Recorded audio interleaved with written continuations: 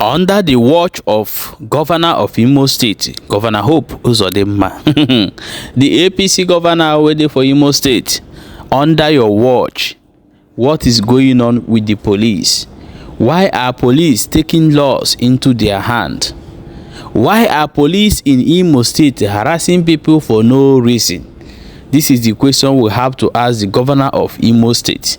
Just see how these police people enter inside one street and look at what they did in that particular street.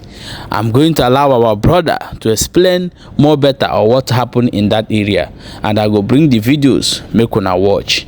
As we dey talk that one, they say the current situation for Nigeria now be say if police now go people where they say fuel, they go just carry fuel comot like say those people no buy the fuel before they sell am. Na wetin dey happen? They are taking laws into their hand. And now another one wey happen for Edo State, where the security men, the same police want to carry one guy. Now the women for Edo say no, una no go carry this person comot before the youth crowd come and they leave that guy and run. Now the situation where we find ourselves.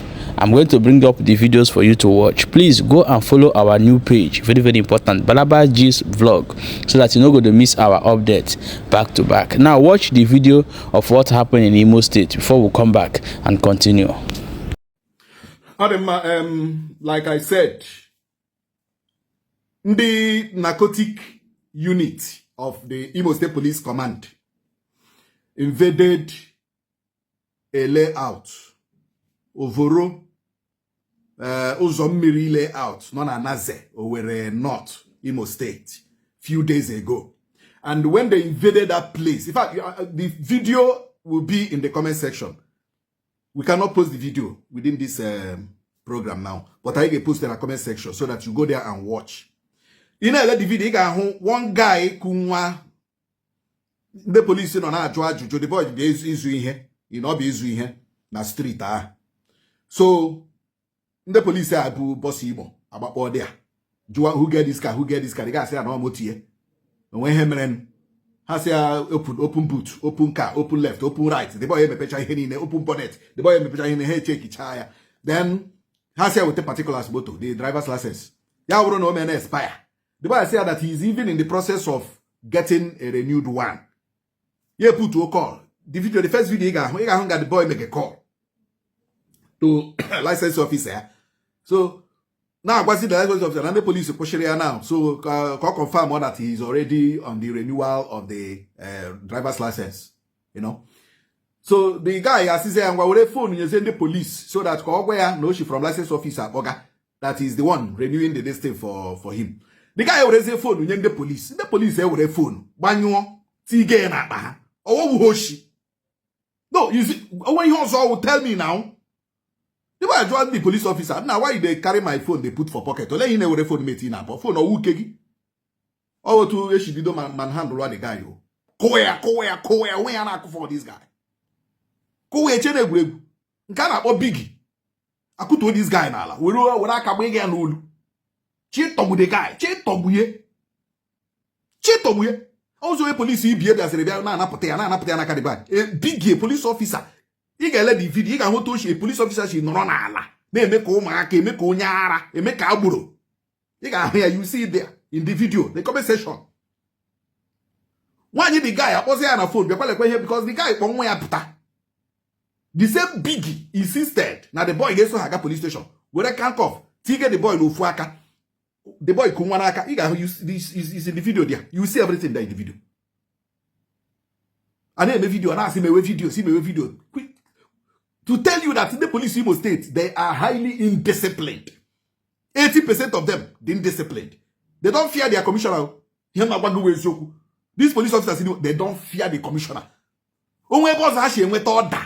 Na them know. The police Imo State, order. Na them know. But I know that through the strata and the hierarchy in the police officer, it is the CP that you're supposed to take orders from. The police on Imo State. That you cannot respect the CP. Because I know the CP we know. A decent man, a gentleman, cannot condone such rubbish. Imo State here. Una na bagwa kan dabura bagwa kan even slangs unu na so self watch slangs in that years. Yes. Una so slangs in that years, aso slangs in the court. That is the slangs nation not after a police officer.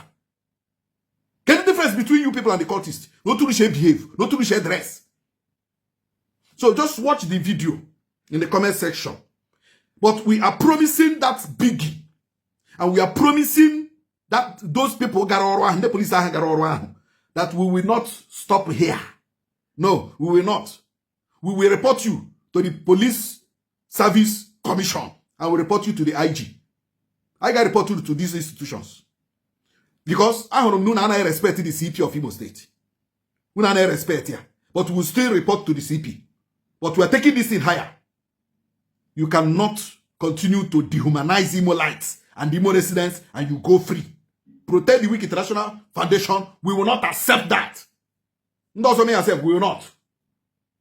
So we are gathering petition. We are gathering signatures against Biggie and in the Negarorwa na that layout. Mi afọ kwa ndasi reshi Toronto abia, mandasi reshi na Ihiagwa na naked abia. Manda ozashi kwa deshi mande joint tax force deshi kwa ebe ha deshi ha bia na that street na eme he na eme dia. Just watch the videos. Nde nwere ihe ha na-ere otu aka shila ya di.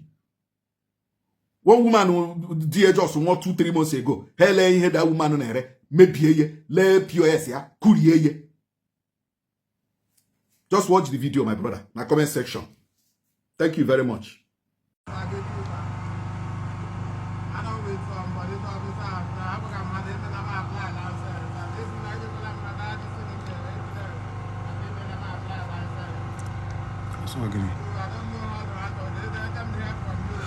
I saw Marcos Kogele squad. Same.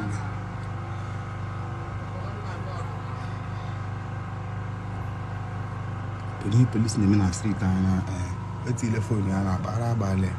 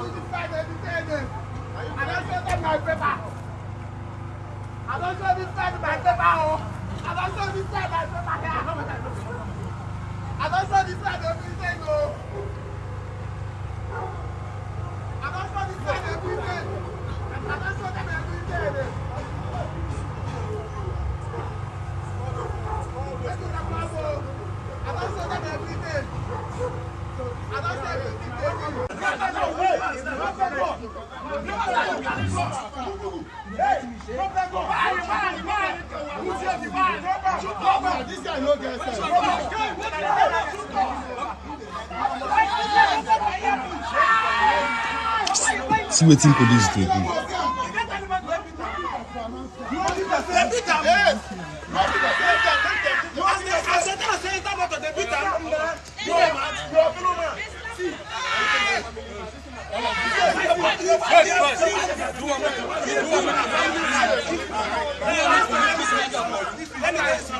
You as a young guy, police stopped you and said, enter car. And see the paper is not coming. And they say, enter car.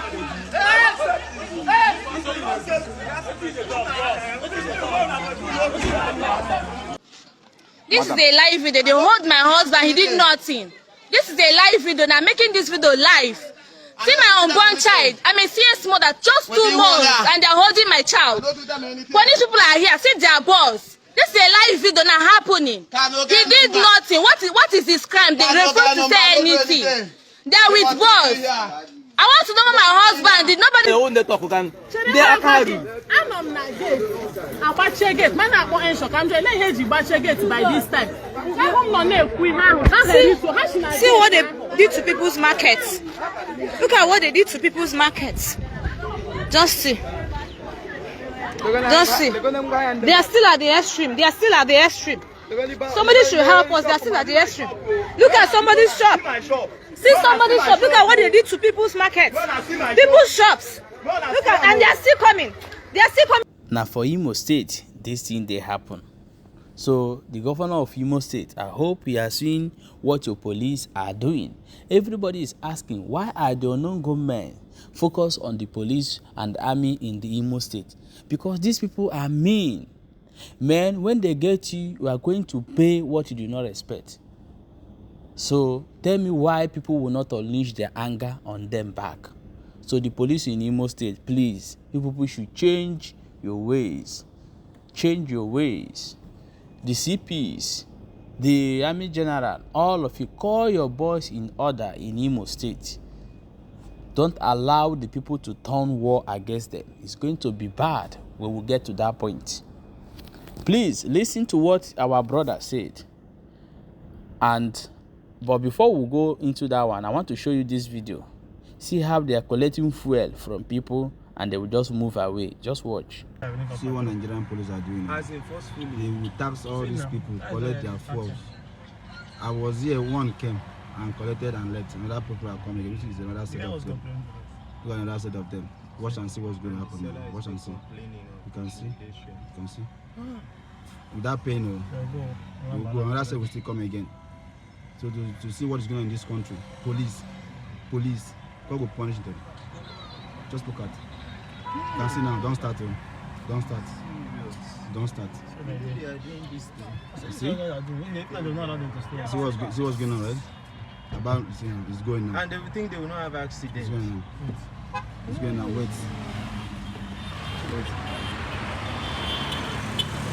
Bros, Alpha. This one now. Did they give you money? Yes, sir. They didn't give you money? Yes, sir. For free? Yes, sir. Are you serious? That's why they don't collect 2 or 3 liters in a day. In a day, police will come and go for free and go without giving you any money, right? Yes, sir. That's what I've been doing, right? Yes, sir. Don't worry. It's God will punish them. You see how they just went to that fuel seller and they will take fuel and they move because they are police without no paying. Is the office not giving them enough resources or support to do their work? Nigeria is gone. I want you to also watch this video and hear the message where our brother sent to our Igbo brothers. This message is for you, so listen very well. If you are in Igbo watching me, listen. The doom is near. It's gonna be massive. You will come down in your Jeep, in your SUV, in your $1 million SUV, just because the tire blow. You no go find vulcanizer, we go pump up. Boys are down musiolo. Boys na atuolo. Even then I want me. That's what we hug me. What actually 22 years, 25 years. Kine nanya ke go na kia. Ebe ko yesi weta. Ina anya niru akwụkwọ. Mandi ji aka odo we piabu nne ha. Mandi todolu nne ha na akpili. Ko we nyo nsi oku. No fu onya last na odibia si aweta nsi oku nne. Ko we bunye ego. Ye na ute bu no ego nwa ya apita. Ego nwa ya abonye na ogwu. Bu second hand moto di an anya ko ye jebulu. Obrakwa na otia leda. Si akwa. The concept of Ikenga is telling us that everybody should be skillful. You want to number. You want to number. What is your skill set? Can you be maleme with Akage? Can you be Kenga de Punante? Agali number. Ilu we reji hotel eme competition. Ebatoka, ekwata. Uno lili na nkwali. Nibo na atu inu sigi na wata bata ego okenye jebu onwe ya n'ozi. O nwere ebe eli na lekata na asi onwe m. Okwu aka na ma yeji na lu medugu. Kedu ife Ikenga na agwa gị? Ikenga sị gị agali na mbọ gị nwa aka ọlụ, agali na mbọ 2 hands. Must be on deck. I nwere ego minutes jelu nwa ụgwọ akwụkwọ ya jebe school. Ọ nọ Unilag. Ọ nọ Unizik. Ọ nọ Uni Mgbakwu. Mana I nwere ego iji akwụrụ ụgwọ akwụkwọ. Nwatakịrị bido na year 1 lalide ọtụ before na elu year 3 igbu ya bụrụ Range Rover, igbu ya bụrụ flyover maka na izijeli akwụkwọ ka ọ gbawa akwụna ka ọ wee kwụnwe ụgwọ akwụkwọ. Nsị ga-eti na nwa anụ na akwụkwọ gị tinye ebe ọ ya amụ ọlụ. I nwere ego ihe ejesu ya na akwụkwọ iti ya n'ụlọ akwụkwọ anazi ya ego handout aka ọlụ kapa mma agali na mbọ ka ndị Igbo ji wee bụrụ ọka aka. Kedu ife ịma eji ọlụ aka eme? Ọlụ aka onye ọlụ aka agụ ada agụ ya ọkwa n'ụwa mebisisi kịta ọ dịzị ka onye ọbụla na-anya benzi ụbọchị buru ugbo ife eji ama nwoke bụ nwoke bụ kedu ọlụ aka ya okwu mmadụ ọ dịkwa n'ime ya you want to ready made man ma nna gị nwere 1 naira ụtụrụ ya agbagbu gị bụ nwa kedu ife agwụ ya alụ n'ime gị agwụ bụ agwụ ọ bịaghị na ọsị na mgbe ọgwa gị ife aja eme ọgba m dibịa mkpọ onye ava ọsị m na iji tọrọ bụ na anyị enwe echi